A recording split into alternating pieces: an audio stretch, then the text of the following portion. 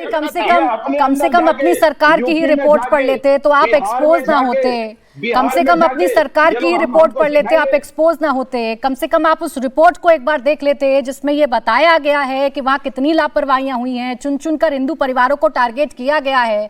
Sir please इस घटना को छोटा ना करें। और जब आप ऐसी बातें करते हैं ना, तो अभी तक जितनी भूमिका बना रहे थे ना राम के नाम पर, सर सारी भूमिका आपकी धराशायी हो जाती है, सारी भूमिका आपकी धराशायी हो जाती है। आप कहते ना कि मुर्शिदाबाद में हिंदू परिवारों के साथ जो हुआ हम उसकी निंदा करते हैं, हमारी सरकार उनके साथ थी, तो मुझे अच्छा लगता।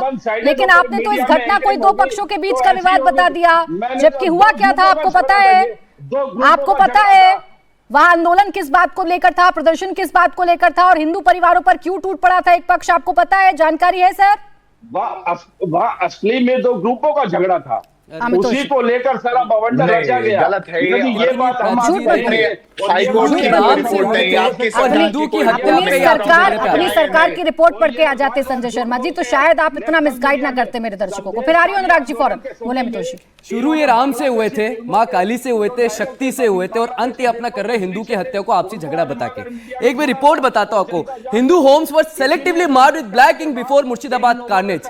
ये रिपोर्ट है जहां पे हिंदू के घर को चुना गया, 1000 हिंदू पलायन हो गए, लेकिन ये वहां पर इसको आपसी झगड़ा बता देते हैं। ये वो लोग हैं जो राम की क्या बात करेंगे? आरजी कार केस के बलात्कार के अंदर में ममता बनर्जी का बयान है, राम बाम और श्याम उनके इन्वॉल्वमेंट की बात करते हैं। ये वो लोग हैं जो सीपीएम के लोग यहाँ पे खड़े होकर बोल रहे थे जहां पे साधुओं को जला दिया गया, विजय महतो मैसेकर के अंदर में, नूरपुर दंगे के अंदर में मार दिया गया, जहां पर संदेश खाली जैसी घटना हो गई, सारी मारी हो गई, मारी छपी हो गई। नहीं बांग्लादेशी हिंदुओं के रहे ना बंगाल के हिंदू रहे, जो 2018 में ममता बनर्जी ने कहा कि एनआरसी हम लागू नहीं करें। क्यों? क्योंकि all Bangladeshi living in India are Bengalis. तो ये लोग हैं जो सरकार के विरुद्ध, देश के विरुद्ध, हिंदुओं के विरुद्ध, राम के विरुद्ध, काली के विरुद्ध, माँ के विरुद्ध, शक्ति के विरुद्ध, और समाज और चुनाव आता है तो सिर्फ ढोंगीबाजी जी के साथ खड़े होते हैं। और ये इल्जाम अच्छा रुके, अभी मुझे अनुराग जी के पास जाना है, रुक जाएं। संजय शर्मा जी आपके साथी के पास जाना, लेकिन मैं आपके झूठ को यहाँ ये इसलिए एक्सपोज कर रही हूँ।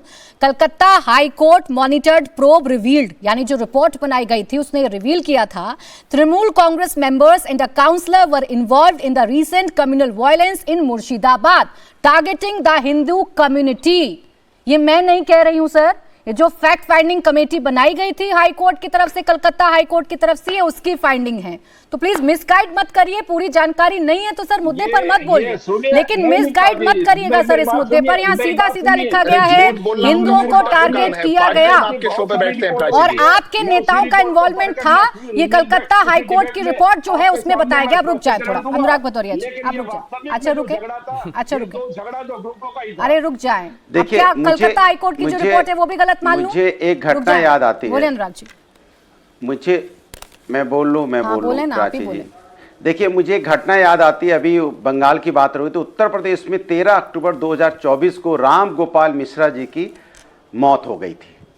उस समय पुलिस प्रशासन किसका था? भारतीय जनता पार्टी का। दुर्गा पूजा का उसका जुलूस निकल रहा था, जिम्मेदारी किसकी बनती थी? वहां अगर टीएमसी की बनती थी तो यहां किसकी बनती है? भारतीय जनता पार्टी की बनती है ना। तो भारतीय जनता पार्टी फेल हो गई ना इस मामले में कानून व्यवस्था बनाए रखने के लिए। तो ये जिम्मेदारी कौन लेगा? जहां बीजेपी की सरकार नहीं होती है वहां पे विपक्ष जिम्मेदार हो जाता है, और जहां बीजेपी की सरकार होती है वहां विपक्ष जिम्मेदार, जहां बीजेपी की सरकार नहीं होती वहां सरकार जिम्मेदार। ये तो पहली बार अजीब सा माहौल देखने को मिलता है भाई। बीजेपी की सरकार में ये कोई जिम्मेदारी लेने से भागते हैं, ये जिम्मेदारी ही नहीं लेना चाहते, ये जिम्मेदार लोग है ही नहीं, इनको जिम्मेदारी नहीं चाहिए। ये बांग्लादेश में हिंदुओं पे अन्याय हो रहा था, अत्याचार हो रहा था, हम आवाज उठा रहे थे कि आप बोलिए, लाल आंखें दिखाइए, सन्नाटा, सन्नाटा, सरकार की तरफ सन्नाटा। अगर गलती से सरकार अगर विपक्ष की केंद्र में होती तो ये क्या हल्ला इंडिया गठबंधन की होती, हल्ला मचा। इंडिया गठबंधन कुछ नहीं कर रहा, वहां हिंदुओं पे अत्याचार हो रहा है, बांग्लादेश में हिंदू मारे जा रहे हैं और हमारी सरकार चुप है,